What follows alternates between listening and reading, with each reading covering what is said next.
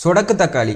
இந்த பழத்தை நம்ம அனைவருமே சின்ன வயசுல விளையாட்டு பொருளா பயன்படுத்தியிருப்போம். இது ஒரு கூஸ்பெரி ஃப்ரூட் வகையை சார்ந்தது. இது பரவலா மழைக்காலங்கள்ல எல்லா இடத்துலையும் அதிகமா வளரக்கூடிய ஒரு மூலிகை செடி. இதனை வெடிக்காய், குபந்தி, பலூன் தக்காளி, சொடக்கு தக்காளி என பல்வேறு பெயர்களில் இதை அழைக்கிறாங்க.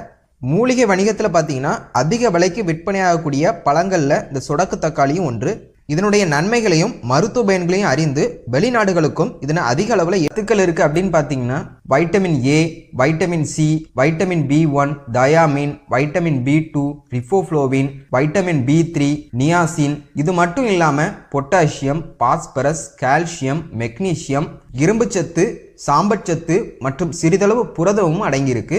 இவ்வளவு சத்துக்களும் இந்த சின்ன அளவிலான இந்த சொடக்கு தக்காளியில் அடங்கியிருக்கு. இந்த சொடக்கு தக்காளியை நம்ம சாப்பிடும்போது நமக்கு என்னென்ன நன்மைகள் நமக்கு கிடைக்கும் அப்படின்னு பார்த்தீங்கன்னா, ஒன்று, அனிமியா குணமாகும்.